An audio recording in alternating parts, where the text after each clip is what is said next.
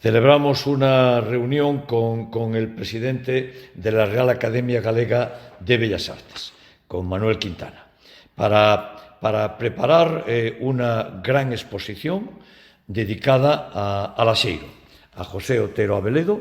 Es un pintor excepcional, fue un pintor excepcional y tiene que ocupar el lugar que le corresponde en el arte de toda Europa. Por eso estoy planteando y vamos a hacer desde el Ayuntamiento una gran exposición con motivo del centenario. Se hará el próximo año porque la pandemia lo alteró todo, pero sí, vamos a dedicar a Laxeiro una gran exposición con su obra, con un entorno cultural sobre su obra, porque Laxeiro fue un gran pintor, nacido en Lalín pero afincado en Vigo, que revolucionó el arte de la pintura en toda Galicia. Al mismo tiempo también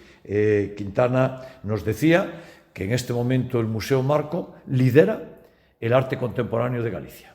por encima del Centro Galego de Arte Contemporáneo, por encima de otros museos de Galicia, que él considera que en este momento es el Museo Marco el que lo ocupa.